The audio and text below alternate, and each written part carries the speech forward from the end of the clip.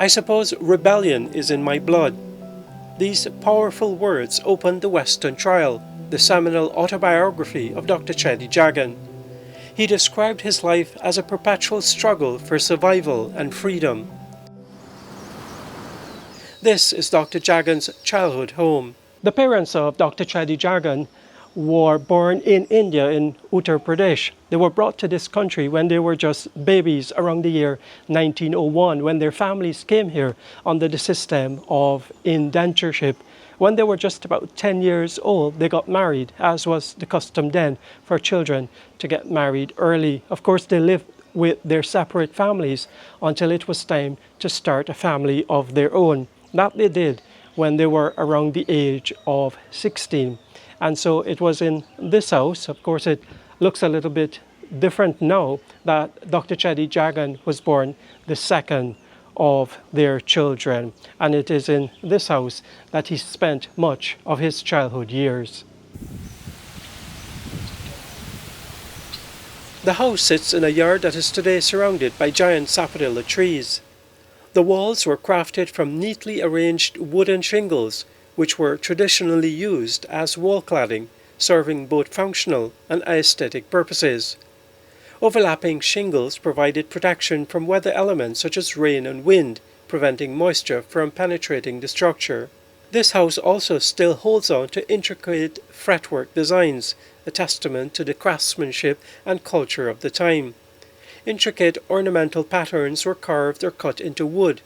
In Guyana and other parts of the Caribbean, wooden fretwork was a common architectural feature, especially in colonial and traditional homes. It was used as decorative trim around verandas and in other parts of the home.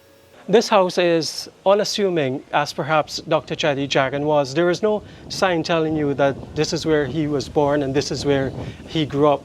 And really the only thing that you can now find here, anything that tells you that this has anything to do with Dr. Jagan, is this photo and this photo if you come to the house. Dr. Jagan was seen as the golden boy to his parents, but he wasn't shielded from the rigors of life at the time. From an early age, he had to do various jobs to supplement the family income, including helping his father on Saturdays to cut and fetch canes. There was a practice at that time among some families to adopt Christian names. In this case, Dr. Jagan said he adopted the middle name Barrett, for he thought it a fashionable thing to do. Dr. Jagan had moved to Georgetown to attend secondary school, and in his book The Western Trial, he reflected on what his schoolmates were missing from country life. And the part which I'm talking about says the following. Looking at my own and other city children, I've always felt that they miss so much. Poverty had been intense at Port Mourant, but simple pleasures were many. Country life was full of rich experiences. Perching on the fork of a tree at the center of the Guyana, that's its threshing ground. Prodding the oxen to urge them on their seemingly endless tramp, mashing, that is the threshing of paddy. Sleeping on paddy haystacks under starry skies, even with clouds of mosquitoes buzzing around. Watching cows grazing in the reaped paddy fields. Catching fish with hook and cast nets. Thrusting one's hand into holes along the banks of empty trenches to find sometimes not fish, but non-poisonous water snakes. Dr. Jagan eventually left for the United States of America, where he studied and met his wife Janet, a Jewish girl from Chicago. Once back in Guyana, Cheddi and Janet ignited a movement against harsh working conditions on the estates, later forming the People's Progressive Party in 1950. Poverty, backwardness, hunger, ignorance. It is necessary to examine what is the cause of these things.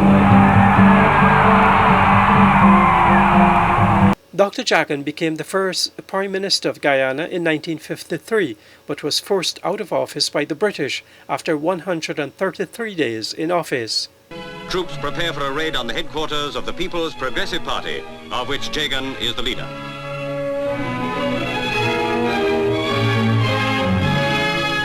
Immediately they arrive, troops block all entrances to Regent Street as police move into the party building. At the same time, other forces are raiding the homes of all ministers of the sacked government. Into London Airport comes the man around whom revolves the grave situation in British Guyana. Dr Cheddi Jagan, the deposed Prime Minister of the colony, is here to protest against the government's claim that he and his American-born wife led a plot to make Guyana a communist-controlled state. We were shocked and still are at a loss to understand the action of the British government in sending military and naval forces to British Guyana, in suspending the constitution and dismissing the democratically elected ministers of the government. Dr Jagan's PPP won the elections of 1957 and he served as Premier of British Guyana until 1961. He then won a second term in office and served until 1964. In the elections of that year, his former political partner Forbes Burnham won power under his PNC party thanks to a coalition with the United Force. But that coalition did not last, as its leader Peter de Geer broke ranks with Burnham. I feel that I should have acted quicker, that I shouldn't have been so naive, that I should have seen what was going to happen.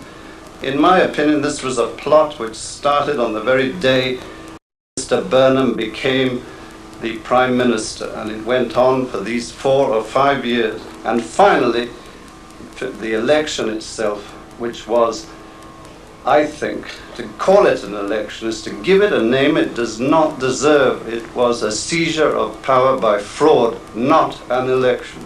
Dr Jagan's fight for independence from British rule was achieved in 1966, and though he was not in office then, this moment at the time of independence remains one of the most iconic in the history of Guyanese politics. Burnham remained in office through rigged elections, and that's a battle that Dr Jagan fought vigorously. They are dead people, they are underage people, they are names of people who do not exist on the voters list. We have tremendous support in these areas, but this is a means of disenfranchising our supporters. You have to tell our chap in there, to tell the officer that they must do the staining after the man goes. The police officer do not allow nobody to go up. Dr Jagan was eventually elected president when democracy was restored in the free and fair elections of October 2nd, 1992. We have inherited a lot of problems, but we are committed to having a government which will be geared towards human development, that is meeting the basic needs of the people and ensuring that their democratic rights and freedoms are exercised to the fullest. Dr Jagan died on March 6, 1997 at the age of 78. For the newsroom, I'm Neil Marks.